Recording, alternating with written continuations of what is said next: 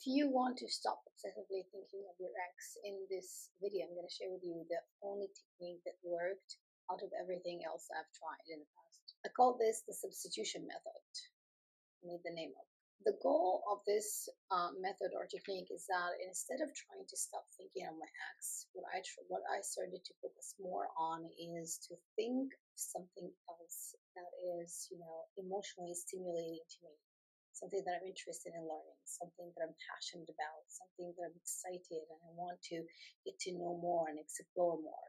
I realize that when I do that, what I do is that I redirect my energy towards channels that are useful to me, things that are going to help me become a better human while at the same time getting emotional juice, because in the end of the day, emotions is why we do most of the things that we do in life. Actually, the first time I tried this technique was when I wanted to stop binge watching on Netflix. So what I started to do is, instead of focusing more on how can I stop myself, prevent myself from doing that habit or doing that action, that was not helping me, because I realized that, there's so many things in life that could serve me more than just watching, movies and series for 3 or 4, even more hours a day.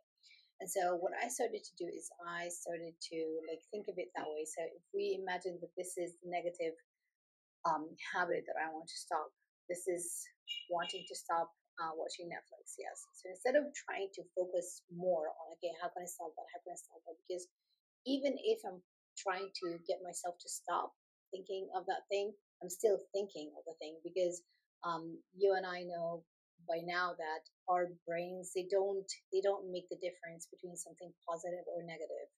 As if you say, I don't want to think of a car, you end up thinking of a car. So our brains do not perceive the word not. And so instead of trying to stop myself from watching Netflix, I asked myself, well, what is something that it could be as exciting or curious, or something that I'm passionate about that I can use to replace the watching Netflix. So I said to myself, I've always been interested in learning and reading. So reading is one of the things that I've always been interested in. So I thought to myself, okay, well, instead of focusing on how to stop Netflix, I asked myself, okay, well, this is going to be the positive thing that I want to replace or substitute the other thing. So, okay, um, how can I motivate myself to start wanting to learn and read more? Okay, so now my focus is this. So every time I start thinking of watching Netflix, I go like, okay, how can I excite myself, motivate myself more to start wanting to learn and read again? And so I started to gradually find ways.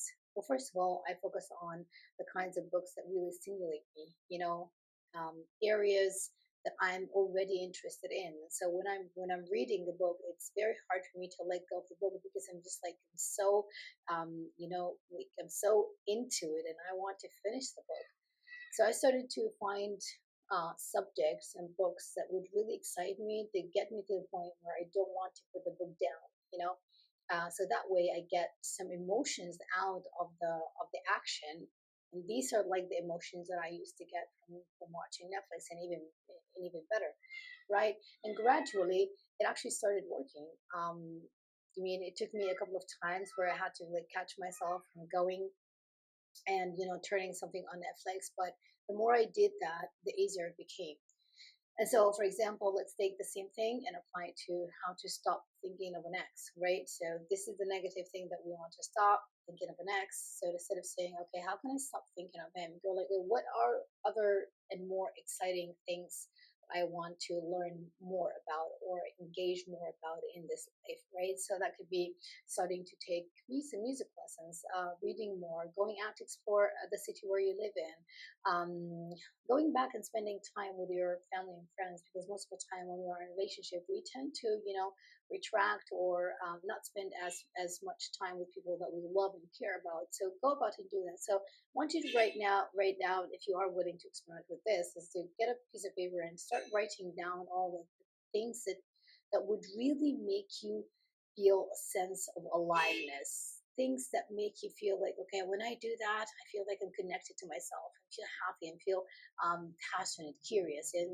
write as many of these things as you can possibly think of, right? And then you want to go back and highlight the ones that are the most emotionally stimulating to you. Okay, that could be different from one person to another. I remember when I was going through that experience, I was actually in Kiev, Ukraine, doing my post master's internship in a non-government organization there, and so I was like, I'm in this beautiful city, but I've never allowed myself to explore it, to go out and and do fun things and to get to know more about the culture and people. And that became one of my goals. So besides reading and learning, I wanted to get out and explore the place. So I would just like go online and start, googling the places where I can go, and I would just like schedule one of these on every weekend. So the next weekend, I know what I'm gonna do, so I don't get up in the morning and I go like, well, I'm not quite sure. So I'm more likely to indulge back into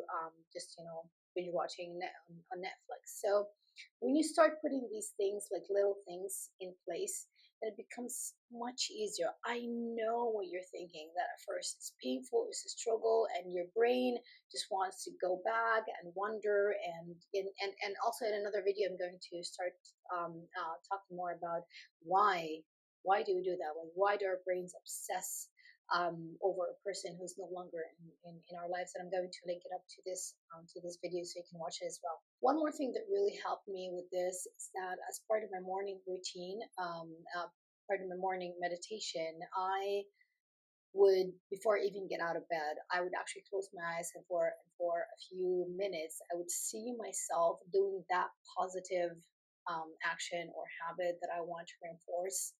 And what this helped me do is that it helped me prime my brain to start focusing and thinking more of that positive thing that I want to reinforce, rather than steering me back to think of that negative thing. Because if I just get up in the morning and I have no clear direction for my brain, it would just like start wandering in all different directions without me having a call on what to think of, what to do on the next day. So the more I found myself doing that, that like as part of my morning routine, the more likely I actually stuck to it.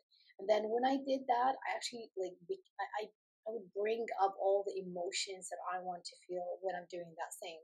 So let's say I'm reading a book about learning or psychology or something that really stimulates me. I just like see myself holding that book and reading, and feeling so curious, and feeling that I'm like, every time I read a book, I become a better version of myself. I become smarter, wiser, and I'm able to make better decisions. So I'm constantly thinking of the benefits that I would get out of this. Yes, versus the pain that I was feeling when I was doing that old negative thing. Yeah, so thinking of your ex is not going to serve you. We all know that logically we understand it. But when emotions come in place, then it becomes more challenging for us to actually make different decisions. But when we prime our brains to make those decisions, and we become very intentional with the kinds of emotions that we want to feel and experience on a daily basis, then it's only a matter of time, of practice, of repetition, to get ourselves and to get our brains and hearts in the right place. So let me know in the comments if you try this technique and if you find it useful. And also make sure to subscribe and watch my latest video coming up. And the last thing that I want to say here is that if you're going through a breakup, I want you to know that I've been through this. I know how it feels, and I have so much compassion for you. Just remember that this is not going to last, okay?